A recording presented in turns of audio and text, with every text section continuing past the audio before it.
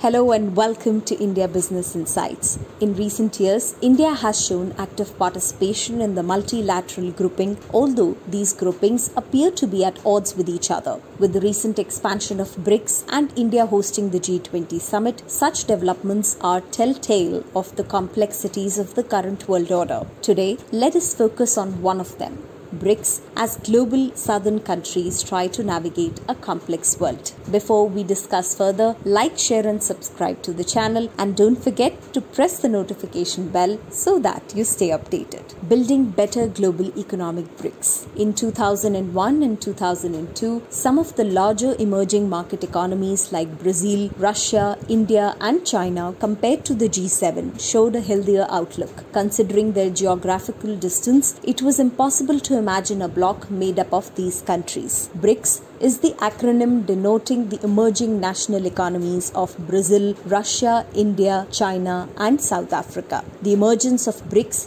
represented an important change in a unipolar world, with reactions ranging from very optimism to outright skepticism. It is committed to building a democratic and transparent economic architecture, supporting the efforts of G20 to reform the international financial institutions, restoring growth and deepening intra-group cooperation. On a PPP basis, the aggregate size of the BRICS was about 23.3% of the world GDP at the end of the 2000s, and at present, China is at first and India is at third place. Given the expected continued relative growth of the BRICS, an opportunity was grabbed to expand the key body of the global economic policy coordination to 8 or 9. The Big Four has been one of the pillars of the emerging polycentric world order, changing the dynamics of intercontinental economic relations and emerging as a key financial donors. Despite harsh dismissal of the BRICS as a fable of our time and asymmetries between its members, BRICS remains a core of South-South cooperation, promoting the interests of a group of developing countries in global governance for a more balanced global architecture. Dreaming with the BRICS. The BRICS economies created a buzz with a strong economic expansion in the 2000s, but the cachet faded in the 2010s. However, due to the Cold War over technology and Russia's invasion of Ukraine, the geopolitical narrative of multipolarity is being pushed by China and Russia. Despite peak globalization, a large international flow of investment and knowledge, we saw a disappointing record because convergence is difficult, as diminishing returns to capital and technology diffusion were offset by technological breakthroughs in the north, pushing the technology frontier outwards. Further, the integration of artificial intelligence as a new form of productive asset, which is equivalent to industrializing human capital centered in the global north, would make convergence more difficult. In terms of per capita GDP in constant PPP, they are diverging rather than converging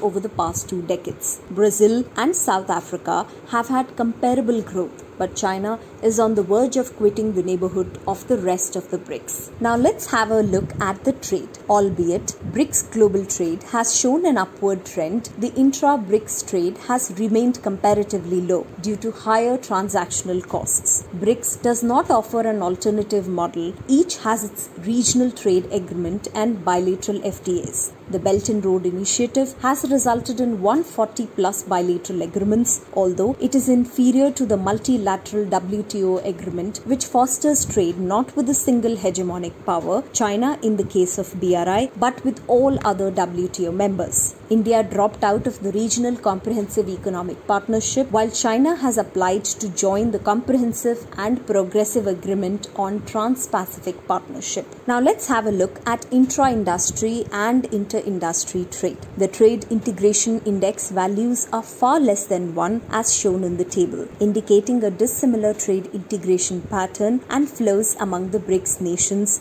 involving inter-industry trade, exporting goods that uses relatively large amount of abundant factors and importing goods that use large quantities of scarce factors. Hence, the difference in factor endowments is the basis of trade among the BRICS nations. Now let's shift our focus to intra-BRICS trade. The intra-trade is low despite the opportunities, and there is a need for active trade cooperation to to promote balanced and inclusive and balanced economic growth. Due to the conflicting interests, it has failed to harness its expanding economic might into effective diplomatic clout. China's economy is larger than the combined economies of the other BRICS countries, exemplify these differences, and economic interests are further blemished by political factors. Let's understand India's trade relations with other countries in the BRICS group. To gauge the relative strength of Indian exports and the dynamics of trade, a novel export aspiration index was constructed, which shows a diverse pattern. India's aspiration has marginally improved in the long run. Moreover, the Trade Integration Index indicates a similar trade integration pattern among the BRICS countries and corroborates the presence of inter-industry trade. Added to the conventional variables of the gravity model, India's outward multilateral trade resistance and BRICS inward multilateral trade resistance significantly promote India-BRICS trade. It also functions as a principal export destination, with the growth in India-BRICS trade rising from 8% in 2002 to over 14% in 2018. However, India is in a trade deficit, rising from $8.73 billion in 2006 to $65.45 billion in 2018, indicating less international competitiveness. BRICS as a hegemony breaker. BRICS was formed to gain freedom from US hegemony and overuse of its power during its unipolar moment. Additionally, de-dollarization. It focuses on the idea of the BRICS as champions of multipolarity,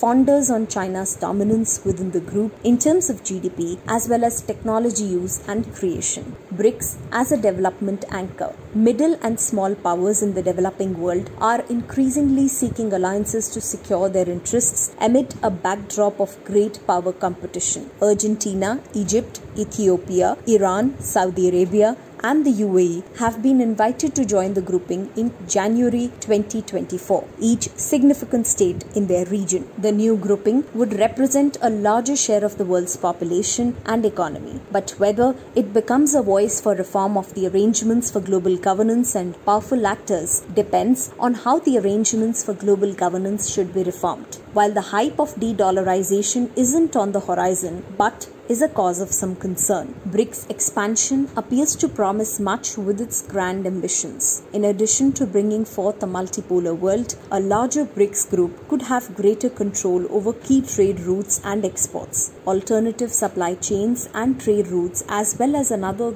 global financial system would support these ambitions, further fueling competition with the West. Now let's discuss about its investment. According to the World Bank, the share of BRICS in global GDP grew from 18% in 2010 to 26% in 2021, with China accounting for 70% of BRICS GDP. In purchasing power parity terms, the average per capita GDP for BRICS economies is $17,990, much closer to the global average per capita GDP of $18,721. The BRICS economies represent 18% of global exports, and their share has been increasing, and the growth rate of intra-BRICS exports exceeds the global average. UNCTAD FDI data show that the BRICS as a grouping has seen 4 times increase in their annual FDI inflows, from $84 billion in 2001 to $355 billion in 2021, as seen in the figure, doubling the global share from 11% in 2001 to 22% in 2021. India saw exceptionally strong annual growth rates for FDI inflows of about 30% and over 20% respectively from 2001 to 2011, but have since deteriorated to just 0% and 2% respectively in the last 10 years. Now let's discuss about FDI outflows and stock from the BRICS. From 2001 to 2010, FDI outflows from the BRICS grew from 1% of global outflows to over 10%. During this period, the annual growth rate of outflows at 33% was more than 3 times larger than the global average. Now let's focus on one of its important institutions, which is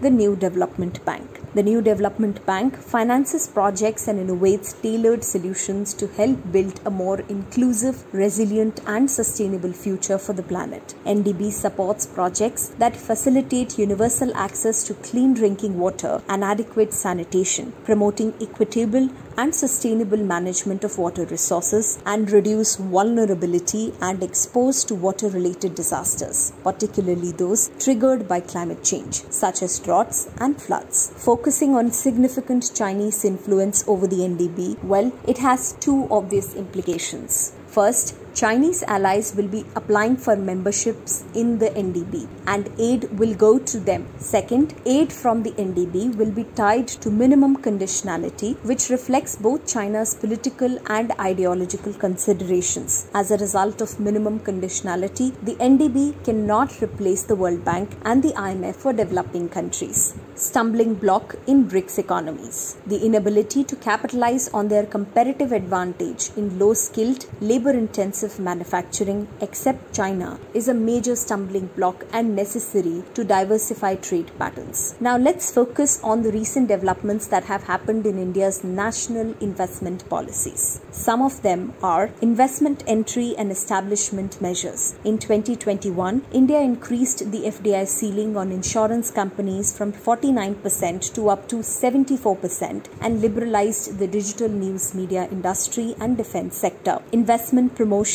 and facilitation. In 2021, to improve the ease of doing business, India launched a single window system. National security related and other investment restriction measures. Investment opportunities from border countries are required to obtain prior governmental approval to curb opportunistic takeovers since 2020. India and China competing visions. China is the largest single trading partner of Russia, Brazil and South Africa, creating a barrier to any potential prospects. India and China have vastly different ideas about how the group should move forward. India's approach is to promote cooperation among developing countries while following China's approach. BRICS would become another venue for anti-US political activism, probably risking its ability to deliver concrete benefits to many developing countries. India is trying to resist to BRICS being a support organization for China's geopolitical agenda, focusing on South-South economic and financial cooperation. China and Russia are adamant about expanding BRICS to strengthen their influence in important developing countries. In any event,